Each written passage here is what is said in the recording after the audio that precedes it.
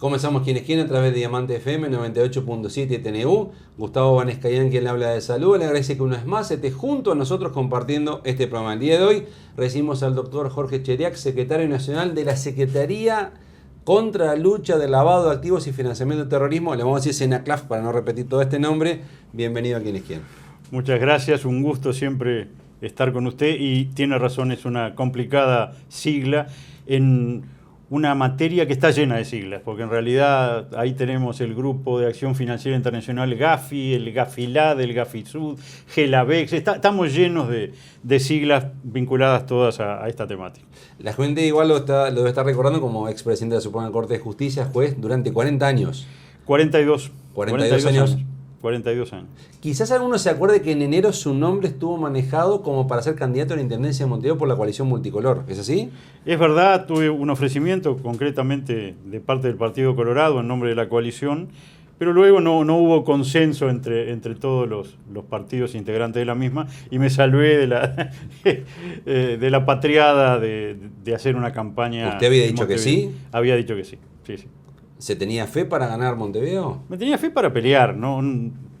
Sería desconocer las realidades de cómo estaban planteados los porcentajes electorales y la realidad de la historia de lo que ha sido las elecciones de Montevideo para tener una confianza en que podía darse un resultado favorable a la actual coalición de gobierno, pero sí había un análisis previo en el sentido que se podía hacer un papel decente y dar la pelea. ¿Le quedaron ganas de competir por ahí? No demasiada. Pero si le dicen... Era la situación, usted recuerda, en donde algunos candidatos, digamos, naturales, por ejemplo, el doctor Pedro Bordaberry habían señalado que no. Entonces, candidatos de peso naturales en ese momento no habían. Lo que se estaba buscando era un candidato de consenso, que fue al final lo que tuvimos con la economista Laura Raffo, excelente candidata, que hizo un extraordinario papel y un esfuerzo encomiable, y que además tiene futuro, que es una persona joven. Pero si para el 2025 le plantean la idea, ya dice que no. El 2025 falta tanto. Pero dicen que para ganar Montevideo lo que el tema es trabajarlo desde el vamos y no unos meses antes de la campaña. Eso es así. Ahora, desde la Secretaría Nacional contra el Lavado de Activos, uno por ética no tiene permitida, aunque no tenga una veda constitucional, no tiene permitida la actividad política directa, ¿no? Es la primera vez, señor, que se le pueden preguntar temas políticos. Sí, ahora sí. No podía decir absolutamente nada. Absolutamente nada, es la verdad, absolutamente nada. Estuve 42 años con veda absoluta so pena de destitución. Lo que pasa es que a uno le queda, ¿no? Uno no cambia porque luego de estar sometido 42 años al exigente estatuto de juez, pase a retiro. De alguna manera la estructura, incluso la estructura de pensamiento se mantiene. ¿Se quedó con ganas de decir algo en algún momento político de nuestro país de los últimos años? Que dijo, el día que yo pueda estar libre del bozal, lo voy a decir. No necesariamente. Usted además ha sido testigo de primera línea, hemos estado innumerables veces sentados aquí, con las limitaciones y con diplomacia y a veces quizás con un lenguaje entre líneas. Yo creo que en todas las oportunidades en que era necesario expresar algo lo dijimos con respeto, pero sin ocultar. Incluso sirve, me parece a mí, de ejemplo los 5 años más complicados que yo recuerde que haya tenido el Poder Judicial desde el retorno a la democracia para acá, que fueron los de la presidencia de don José Mujica, ¿no? Esos años fueron los de relacionamiento más ríspido con el Poder Judicial, y dentro de lo posible nosotros tratamos de explicitar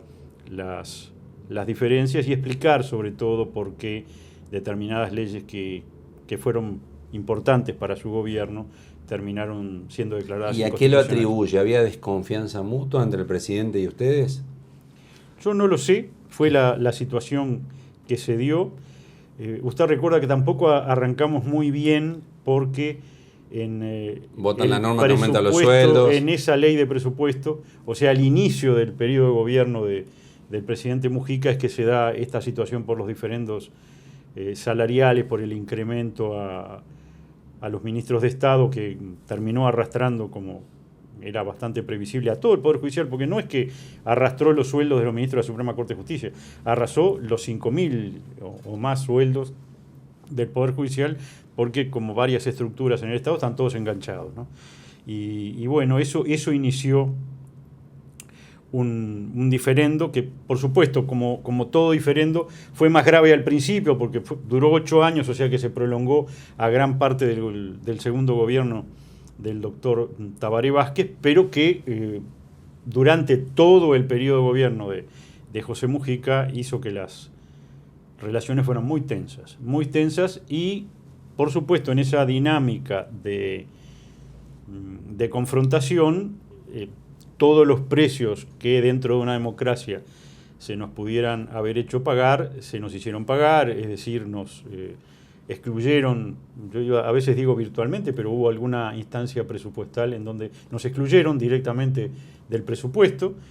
El Poder Judicial es el inciso 16, entonces las normas iban hasta el inciso 15 y empezaban después, salteaban el 16 y seguían después. No existíamos y no se nos aprobaban ni siquiera las normas sin costo. A ver, ¿excluyeron es que se vengaron de ustedes? No, yo digo, hubo en esa dinámica, sí. Nos hicieron sentir el descontento. Está elegante. ¿Eso es una venganza o no? No, yo no puedo decir que sea una venganza. Pero sí les sonó. Pero la dinámica fue, si nos querían transmitir que estaban enojados, lo hicieron con éxito.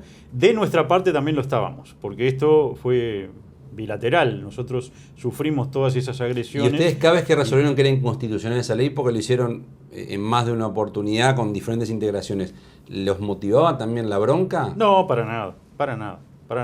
¿Usted está seguro de que hubo independencia total? Yo estoy seguro que hubo independencia total, incluso Ustedes se terminaron aprobando el aumento de sueldo al declarar que eran inconstitucionales las normas que después trataban de arreglar eso. Con una, y usted lo conoce, con una diferencia muy curiosa. Cuando otros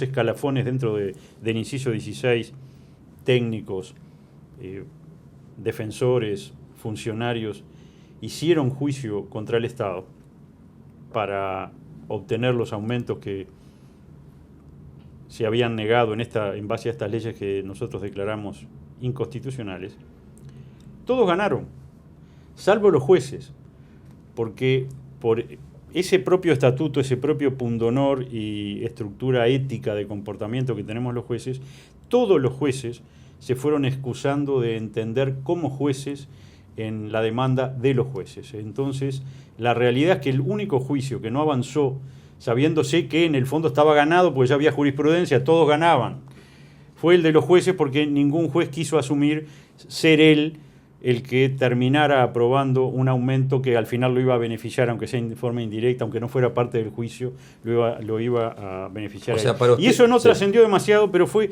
así. La realidad fue esa. Los jueces no ganamos nuestro juicio porque no pudimos llevarlo adelante. Una gran mayoría firmó como actores, pero de los que no firmaron, ninguno quiso asumir la competencia para decidir. En los 42 años que usted fue juez, ¿la etapa más negra del Poder Judicial fue esa? Cuando, si tomamos los 42 años, no, porque yo ingresé en 1978. En la dictadura. Cuando no había Poder Judicial, había justicia ordinaria. Mi primer carné no dice Poder Judicial, dice justicia ordinaria. No sé por qué se le puso justicia ordinaria, porque los de la justicia militar decían justicia militar, que es de lo que se trataba de diferenciar. Y podía haber dicho justicia, no, era justicia ordinaria, como diciendo, bueno, de extraordinaria no tiene nada. Y allí sí fue, sobre todo en las primeras etapas, la más negra de todas. Se habían destituido muchos colegas. El estatuto de inamovilidad de los jueces desapareció. Los jueces, los que fueron destituidos, lo fueron casi sin proceso por mera decisión administrativa y básicamente sin posibilidad de recurrir ante nadie, porque eran las épocas donde vaya usted a ganarle en algo de interés político un juicio al gobierno, y no solo todos éramos amovibles, sino que teníamos que convivir con autoridades militares, o sea, en todos los estamentos del Estado. Del 85 para acá sí fue lo Del peor. 85 para acá sí lo fue. Fue la etapa más negra del Poder Judicial Sí. para usted, el Sí, gobierno sí. Mujica. No se podría comparar con esa etapa de sojuzgamiento Pero que tuvimos en el gobierno Pero militar. la segunda peor fue esta. Que teníamos, recuerda usted además, no solo al principio el Ministerio de Justicia, sino el Consejo de la Magistratura. Pero la segunda peor fue la de Mujica. En democracia, de 1985 hacia acá, fue la etapa de la presidencia del presidente Mujica. ¿Sintieron en algún momento que se quiso afectar la independencia de ustedes, la libertad de ustedes, con esa etapa negra del Poder Judicial? Yo ahí contestaría a nivel personal, porque es muy difícil asumir una representación colectiva. Yo, de alguna manera lo dije, estábamos cumpliendo nuestro rol de frenar al Poder Ejecutivo y al Poder Legislativo también, pero ese es el rol que desde los padres fundadores de los Estados Unidos tenemos. Somos el freno, no somos el motor. El motor del funcionamiento de un Estado, además de, por supuesto, todo el sector privado, las fuerzas productivas, digo, pero si lo queremos situar a nivel estatal, está en el Poder Ejecutivo y el Poder Legislativo. El Poder Judicial es el freno. El Poder Judicial está para frenar las cosas que se hacen ¿Y contra la molestó que ustedes Constitución. quieran frenar? El análisis normal de cómo se toma en las democracias este papel de control constitucional y de freno es que realmente le molesta, para usar un término muy uruguayo, a los poderes controlados, tanto al Ejecutivo como al Legislativo. Y allí eso fue superlativamente lo que acaeció. Les molestábamos. Yo tenía la sensación que estamos cumpliendo con nuestro deber y esto les molesta muchísimo y se enojan y tratan de hacernos ver, como si no fuera evidente, que están enojados. Esa es la... Cuando a los que le molesta son electos democráticamente, ¿qué señal le da a usted? Ninguna, porque ese es el funcionamiento de la estructura republicana. ¿No hay vestigio de autoritarismo cuando a alguien le molesta tanto que el Poder Judicial lo controle? En general, vuelvo a señalar, no a ningún gobierno que también por definición representa mayorías, porque los gobiernos no son electos por minorías, sino por mayorías, y que por ende representa un sentir mayoritario en ese momento del soberano, de la población en general. Cuando determinados planes son frenados por el Poder Judicial, no caen bien.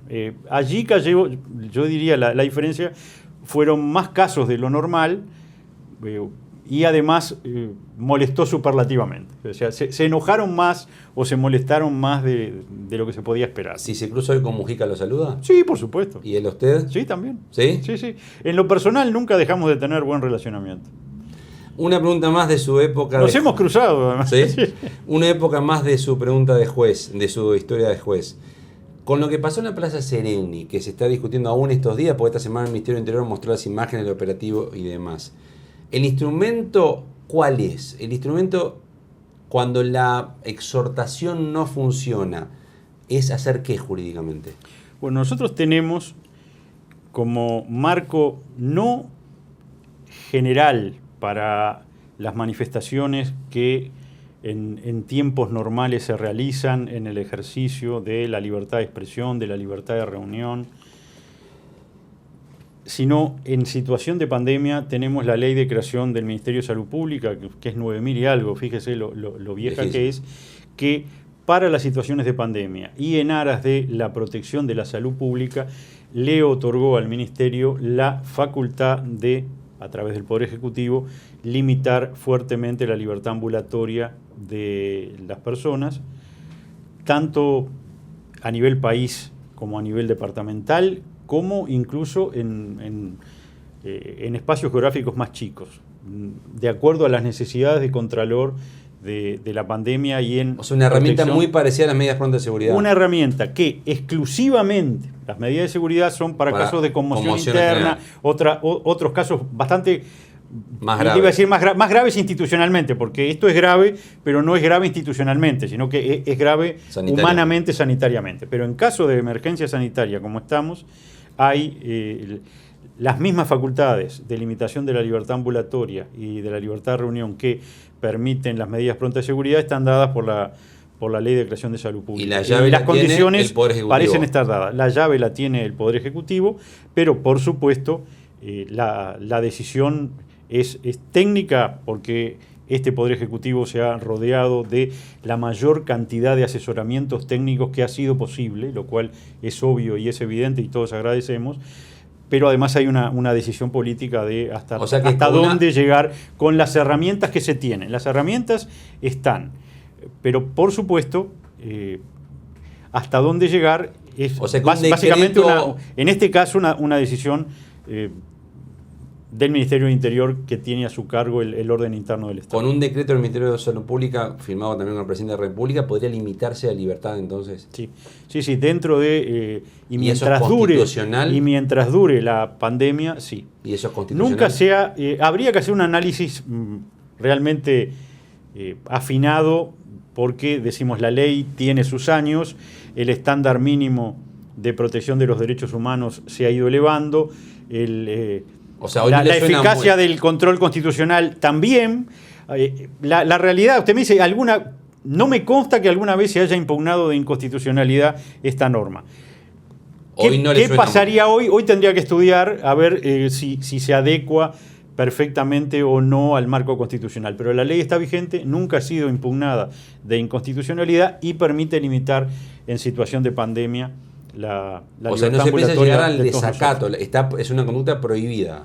Es una conducta... o sea, no es que se lleva por desacato a las personas. No es por desconocimiento de la autoridad, es para la protección de la salud. Está diseñada para eso. Porque hoy las formalizaciones que están habiendo son por desacato. ¿Por qué limitamos con enfermedades infecciosas y pandemias o epidemias? Para proteger la salud de los demás. Se limita la circulación. Y ese es el delito. Exacto. O sea, el delito no es desacato como se está haciendo hasta ahora. La motivación de esa autorización extraordinaria que el Poder Legislativo le da al Poder Ejecutivo para limitar en estas situaciones también extraordinarias de pandemia o de epidemia la libertad ambulatoria está en la protección de la salud pública. Es decir, no hay más remedio. La Policía de la Salud, es obvio y repetido, pero es absolutamente cierto, la tiene el Ministerio de Salud Pública. Si el Ministerio entendiera que hay que limitar determinadas actividades, hay que limitar determinadas circulaciones, tiene la herramienta al Poder Ejecutivo. En una plaza, en el hogar de alguien, donde sea. Donde sea, porque incluso permitiría limitaciones individuales, es decir,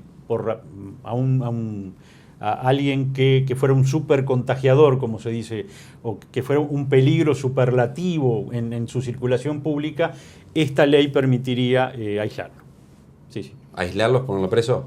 No ponerlo preso, limitar su libertad ambulatoria y decir, bueno, usted no se puede salir de este lugar. No puede salir de su casa, tiene que quedar acá y le ponemos guardia. ¿Y por qué? Y porque usted es un peligro para los demás. ¿Yo invito a una pausa? ¿Cómo no?